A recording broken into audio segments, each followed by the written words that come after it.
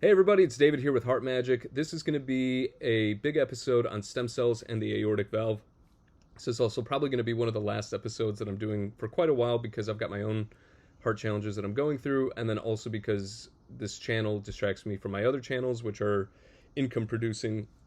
This one's much more of my own health journey and blog, and to share information that maybe could help others along the way. Because, there's not too many resources out there that really streamline understanding the aorta, the valve, the aortic valve, and these types of things. There's information out there. We have many cardiologists, but there's no coaches out there. There's no people out there who are specifically focused on answering those questions. With doctors, you got to get appointments, and you're lucky if you ask the right questions, let alone them voluntarily giving you the information that answers your questions.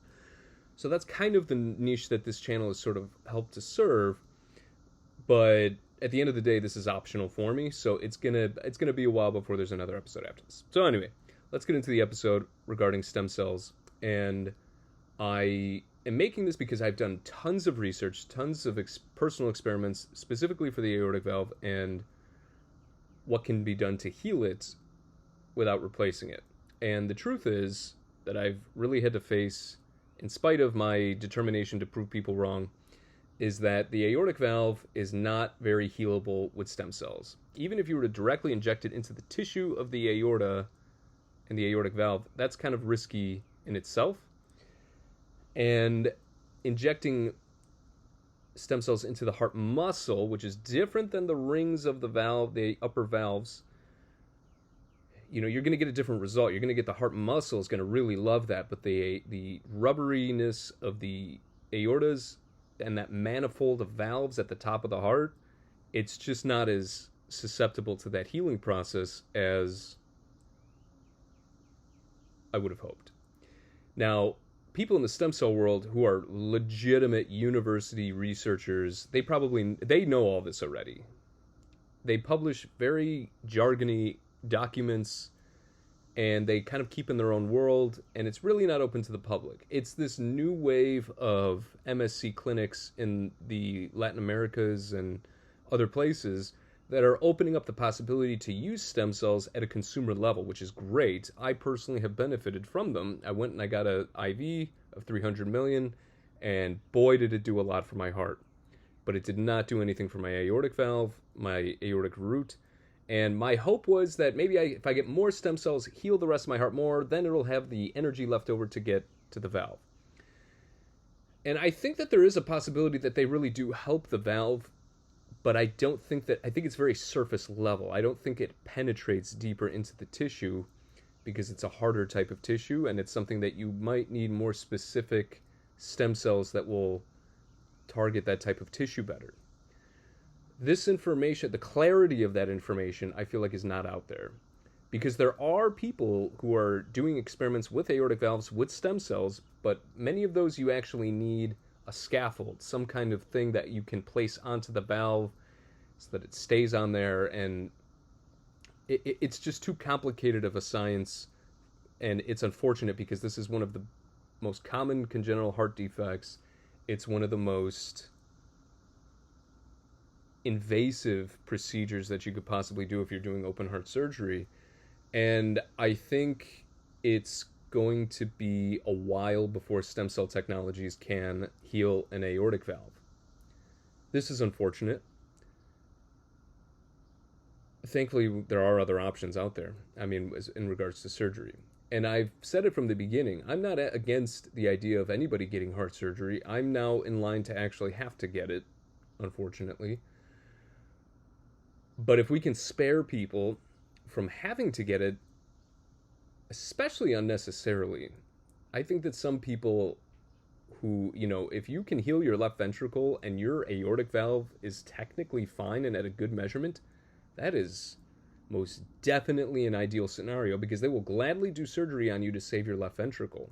And at this point, between diet, exercise, fasting, and stem cells, you can heal a left ventricle. We're past the point where we know that the left ventricle can get healed, and we know those types of things. And we also know that stenotic heart valves maybe can get cleaned up through fasting and ketogenic and other types of diets mixed with using salts strategically to dissolve the calcium. There's lots of things out there. That is an area of experimentation that I wish more people would do. I don't have a stenotic heart valve, and so I haven't really had to do those types of experiments. I really don't have much calcium buildup at all because I follow those principles, and I plan to continue to do that. But back to stem cells and the aortic valve, getting the stem cells into the tissue requires some deep penetration, just as much as open heart surgery. And it's just as risky as open heart surgery. And at the end of the day, if you're going to take those risks and you could get a heart valve that's going to close, even whether it's mechanical, tissue, this new Edwards valve that lasts a long time, it's going to close your heart valve. I was very thankful, though, to hear that you can repair a bicuspid aortic valve with surgery. They do lots of different types of sewing and strengthening the ring, and then there's other forms that they call repairs but are a little bit more invasive than that. And depending on your situation, there are methods of healing the bicuspid valve, so you don't have to get a mechanical valve, so that you don't have to go through that process. So that's good to know. I do think, and one last thing on surgeries, it's becoming more common that you can get access to the keyhole surgeries where they just go through the ribs, whether it's from the side or on the sternum and the chest, and you can actually get to the heart valve extremely easy. You could actually get to the heart valve extremely easily. So I highly recommend that you find resources and look up all of the ranges of ways in which your heart valve could get repaired, because stem cells aren't going to do it at this moment in time. I highly encourage anybody getting into the biological field or the stem cell field that this is a huge opportunity. If you can figure out a way to very methodically and effectively target the aortic valve with stem cells, you will really, really change the game for people in my position. With all that said, I think that, once I get my valve surgery, whatever that ends up being, a repair or replacement, I'm personally definitely not doing a mechanical valve. I don't want to do the blood thinners personal approach.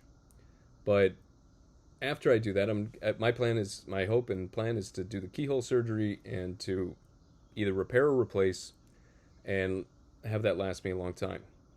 So I can guarantee you after that, I'm going to be following it up with more stem cells. I think that my heart, whether between the rheumatic fever and the need for surgery, I think that stem cells will really change the game for me post-surgery and give me the tools to be able to last a long, long time. And sorry, my phone's going off. And I think that the opportunity here for stem cell transformation is still there for people. I think that the public needs to know more about the options that are available, whether it's in Latin America or even there's some options, really not great options in America for stem cells, but there's options. There's options to get healing mechanisms for your heart. There's just a limit to them. And this was disappointing for me to really figure out because I had high hopes, but when the internet has barely any literature on it, when there's a lot of high claims out of these new clinics, and they're willing to sell you the stem cells anyway, this really isn't out there. So this video is really designed to put that out there, and I really hope that people who are looking for aortic solutions with their stem cell find this video so that they understand this concept, and this can help you get to the next step, because unfortunately, as I've found out, big risks can come with having a faulty aortic valve, and it's important that we do what we can to get ahead. Thanks for watching this episode of Heart Magic. It'll probably be a while before I'm back, but I hope that you get a lot of information out of this and you keep going on your heart journey. Thanks so much. Bye-bye.